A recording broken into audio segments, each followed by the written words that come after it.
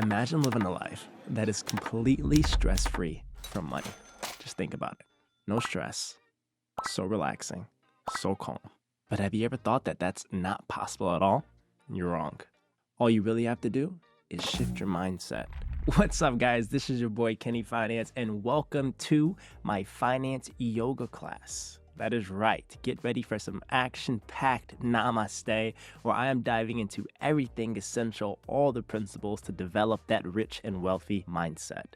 I have consumed thousands of books, articles, newsletters, you name it. I've met with hundreds of rich millionaires and billionaires, and I dissected everything that goes into how they think about money, how they think about investing, and all the other principles that they've developed in their life to develop their rich mindset.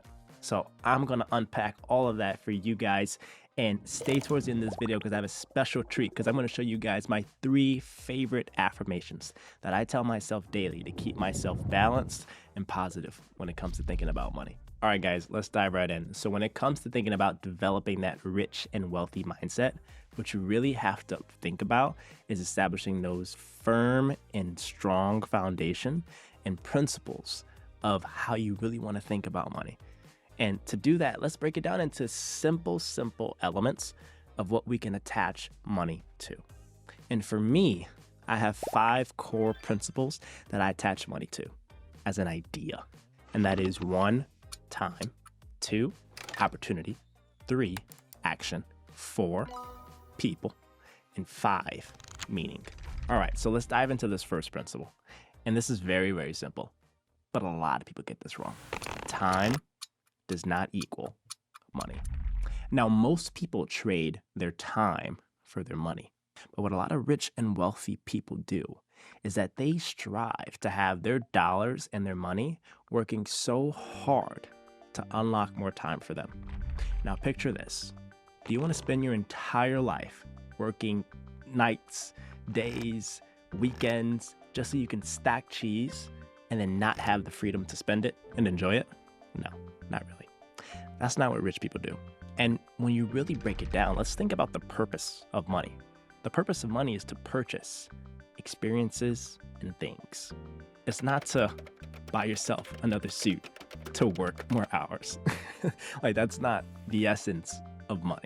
It's to buy things and experiences. And what you want to do is put your money in situations and places to where they work for you, to where as your money increases, the time required to generate that money decreases as well. That's what we like to call leverage, to where your money is actually unlocking you time, because time is the most important thing. Now, on to my second principle, and that is opportunity. And for me, and I think for a bunch of other rich and wealthy people, this money framework is simple. Opportunity is endless. And what I mean by that is that if you're sitting and you're thinking, there's no opportunities at my front door, everything is hard to achieve in my life, I can't move, I'm stuck, take that idea, toss it in the trash, and understand this. Opportunity is everywhere. All you have to do is work harder, look deeper, and stay persistent. So when you think about opportunity, understand that it doesn't just crawl and walk up to rich people's footsteps. Instead, what they do is they understand the long-term vision of what they have for their life, for their business, for anything. And what they do is they break it down into steps of what's required to do to increase my chances of hitting it good and securing that opportunity. So let's think about it. If you have a business, you can't sit there and say, I have no opportunity to make any revenue. I can't sell a single product or service. That's an L right there. Think about it this way. Think about how many people exist in the entire world that you can talk to that may have a need for that product or service. And that right there is a market. That is an opportunity. Now, what you have to do, and this is all up to you, is unlock that hustle to go knock door to door, or hit up every single person that you know, or email every single person in a cold email and try to set up some opportunities, because they are out there. It is just extremely difficult to find. So rich people and wealthy people understand that opportunity is actually endless, but hustle and grit and the persistence to find it keep it and execute on it, now that's what separates a lot of people. So opportunity is out there. How hard are you willing to look? Now, another core principle that I spend a lot of time focusing on and trying to develop day after day is this element of action. And my core principle is action is key to learning. Now, what do you mean by that? I like to think about it this way. There are a lot of potentially rich people that are just unfortunately stuck in student mode. Now, when I say student mode, I mean they're absorbing all types of textbooks, reading every book you could possibly find, reading all of the articles, watching all the YouTube videos like this. And thank you, by the way. So hit that like and subscribe button. But they're consuming all that they possibly can to learn the tricks of the trade. But in reality, you kind of have to get out there to do the tricks of the trade in order to truly understand if you're good or not. And what I love about rich and wealthy people is that they have the courage to take a risk and to take action to sort of see whether or not they know what they're doing. Now, it doesn't take 100% of completion or progression of a task or course to be eligible to give anything a shot.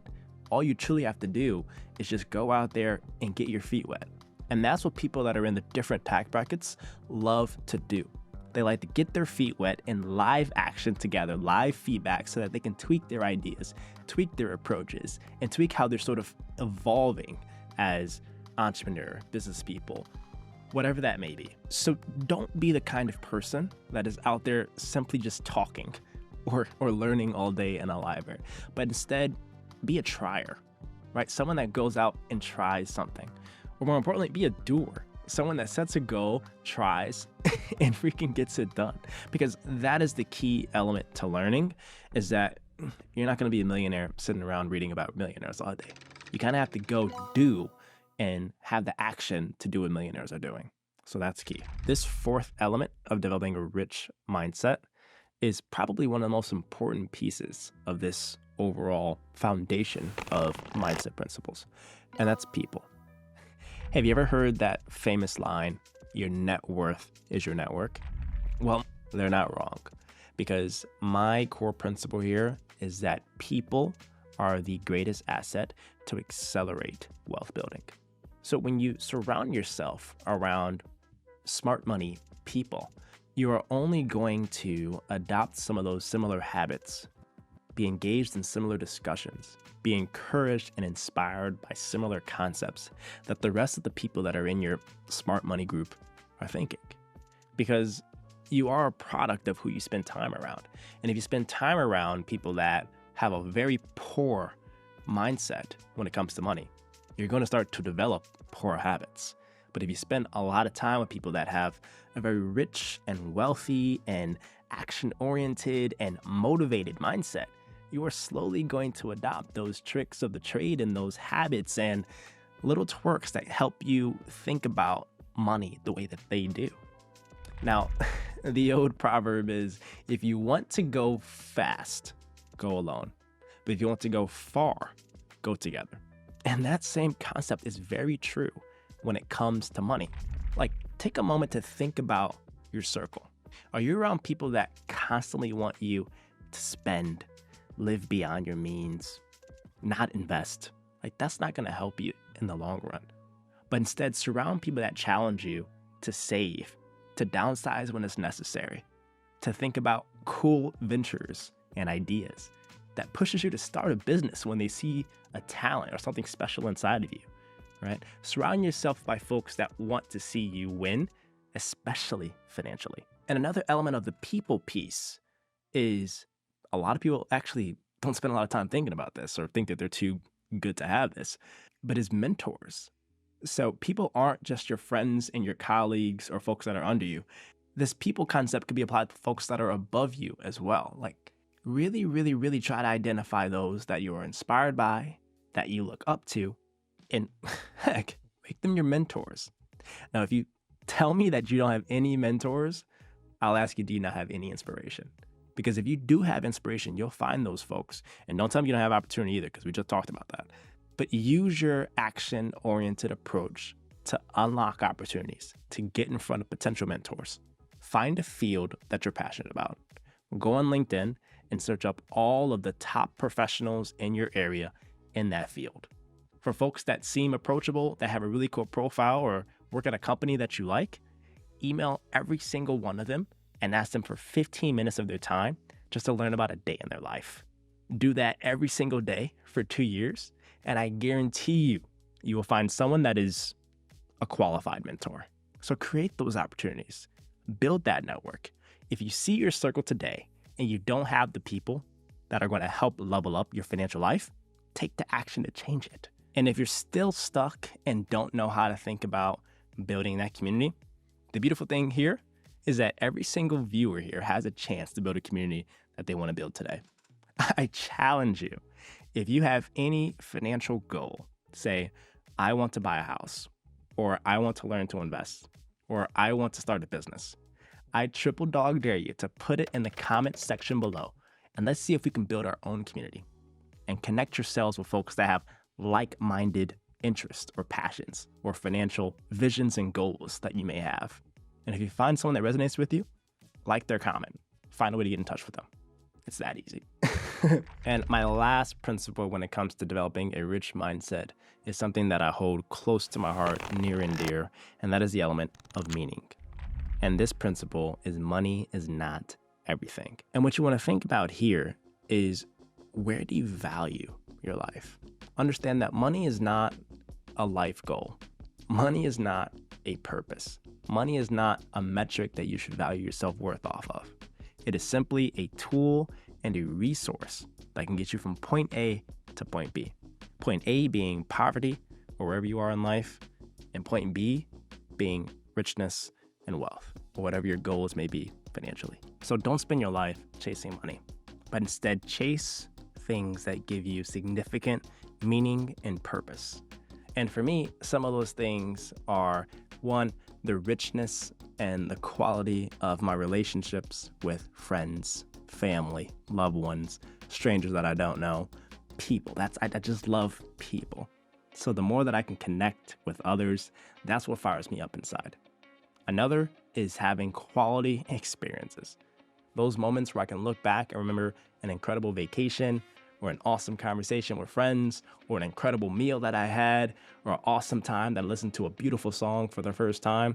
Like, those are quality memories and experiences that I can never get back. And on top of those experiences, if I could be a resource to anyone else and sort of spread that impact, that drives true meaning.